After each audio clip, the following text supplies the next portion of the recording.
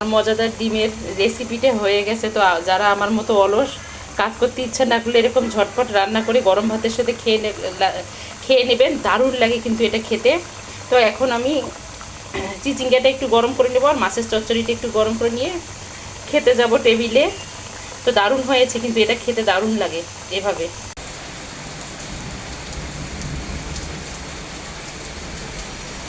আসসালামু আলাইকুম সবাইকে, আপনারা সবাই কেমন আছেন? আশা করি ভালো আছেন। আমরাও আল্লাহর রহমতে ভালো আছি। তো প্রতিদিনের মতো আরেকটা ছোট্ট ব্লগ নিয়ে হাজির হলাম বন্ধুরা। তো আজকের ভিডিওটা শুরু করতেছি আমি আয়নের স্কুল থেকে আসার পর।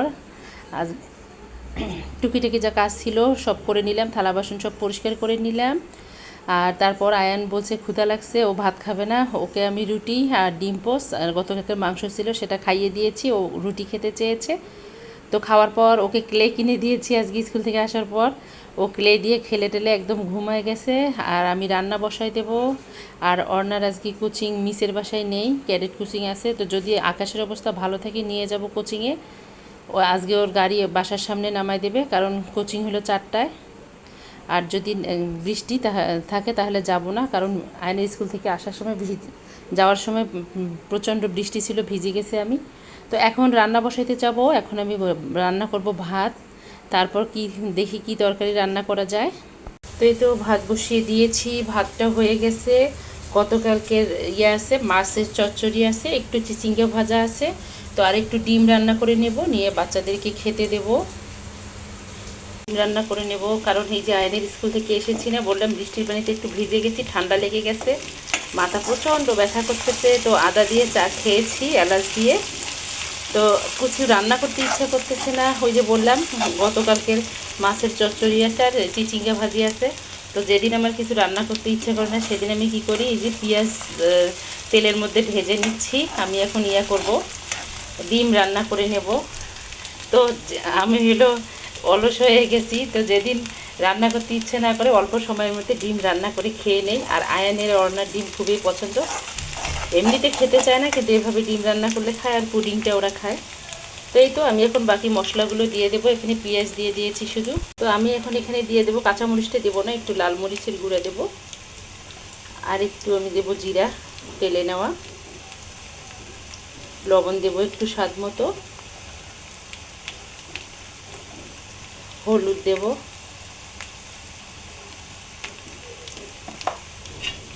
দিয়ে এটাকে একটু আমি ভালো করে কষায় নেব।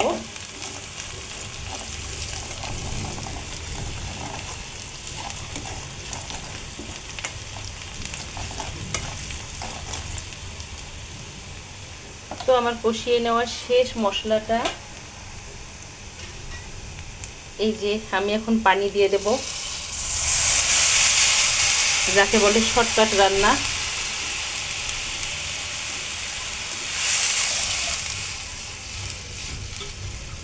5 মিনিটের মধ্যে হয়ে যাবে যদি গ্যাস জোরে থাকে। তো এটা ফুটে আসলে, পানিটা ফুটে আসলে আমি এর মধ্যে ডিম দিয়ে দেব। তো বন্ধুরা ঝোলটা ফুটে আসছে, এই যে আমি ডিম ভেঙে নিয়েছি, এখন দিচ্ছি বিসমিল্লাহ।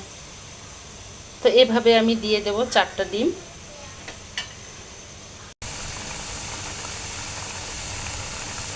তো এই তো আমাদের আজকে দুপুরের খাবারে কিছু নেই, হালকা পাতলা সব।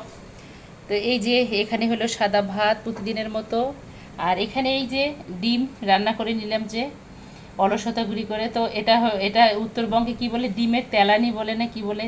তো কোন কোন আপু উত্তরবঙ্গের আর এটা খান, খেতে পছন্দ করেন, কমেন্টে জানাবেন। এটা কিন্তু আমার ভীষণ প্রিয় খাবার। যখন আমার শরীর খারাপ থাকে বা আমার কাজ করতে ইচ্ছা করে না, আমি এটা করে খাবারটা ভাত খেয়ে নেই। তো এটা দারুণ লাগে খেতে। তো উত্তরবঙ্গের কোন কোন আপু আছেন আমার বন্ধুর লিস্টে কমেন্টে জানাবেন, আর এটা খেয়েছেন কি না কখনো কেউ। আর এই যে গতকালকের একটু মাছের চচ্চড়ি ছিল এটা, আর এখানে একটু চিচিঙ্গা ভাজি। তো আজকে দুপুরে খাবার হলো এটাই আমাদের, এটাই খেয়ে নেব, কারণ আমার প্রচণ্ড ঠান্ডা লেগে গেছে বৃষ্টির বাড়িতে। তারপর আবার ঠান্ডা লাগছে তো লাগছে, আরও মানে গা ব্যথা করতেছে এরকম লাগতেছে। তো এই তো বন্ধুরা খাবারটা খেয়ে আবারও আসতেছি। দিলাম আমি কাপড় নিতে, তো পুরো ভিজে গেছি, হঠাৎ করে আবার গায়ে বৃষ্টি,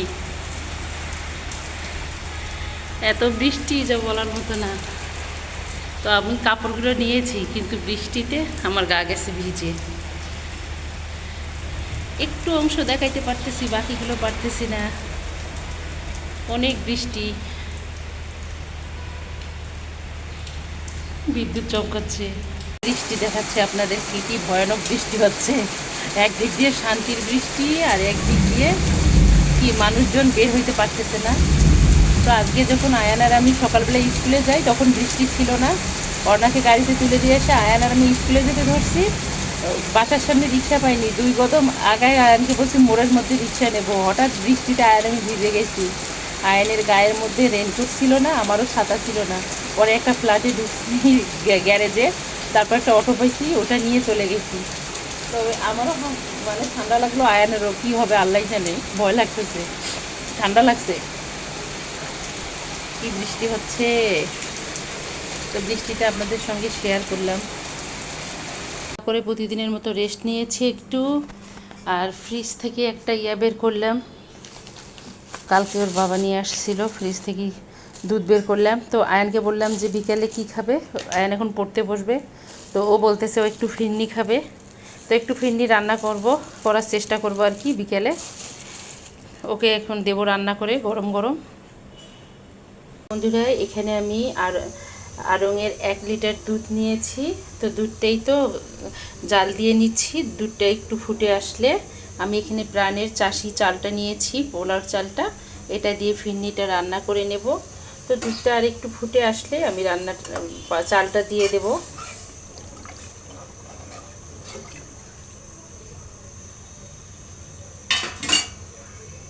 আমি আগেই দিয়ে দিয়েছি ক্যামেরা অন করার আগেই, অফ ক্যামেরায়। আর এখন আমি এখানে দিয়ে দেব যেটা কয়েকটা দারুচিনির টুকরা, আর দেব কয়েকটা তেজপাতার টুকরা। তো এই তো এগুলো দিয়ে দিলাম। তো আমি অল্প আঁচ দিয়ে রাখছি কারণ এতক্ষণ দুধটা টক গিয়েছে। এখন আমি চালটা দিয়ে দেব। তো চালটা আমি চামিচের সাহায্যে দিচ্ছি।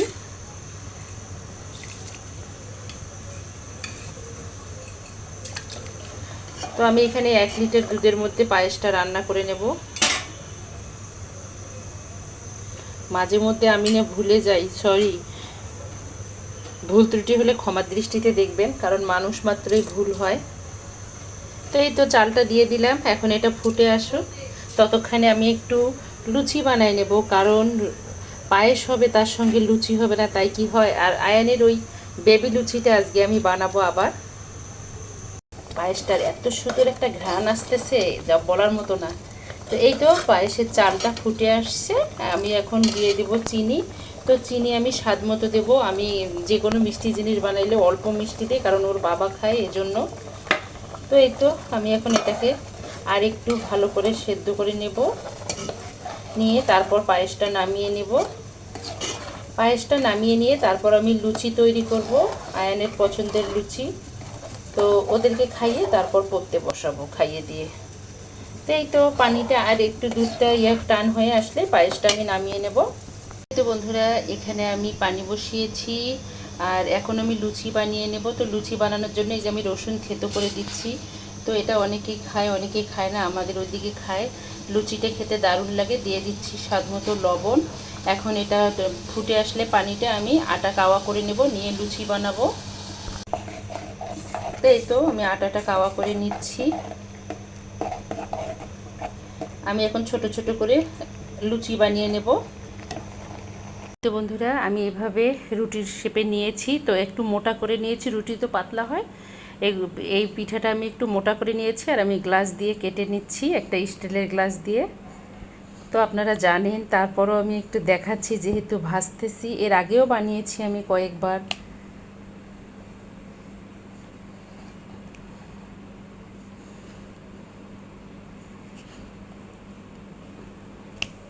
এই তো এভাবে আমি সবগুলো এই যে এভাবে বানিয়ে নিয়েছি। এখন আমি এগুলো যে তেলে ভাজবো, ভেজে পায়েস দিয়ে বাচ্চাদেরকে খেতে দেব নাস্তা।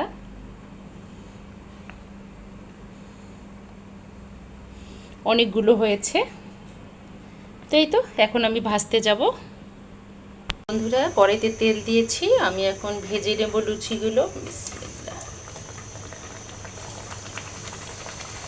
তো আজকের লুচিগুলো আমি একটু মোটা করে নিয়েছি, কারণ আজকে আমি ময়দা দিইনি, আজকে আমি বানাচ্ছি আটা দিয়ে।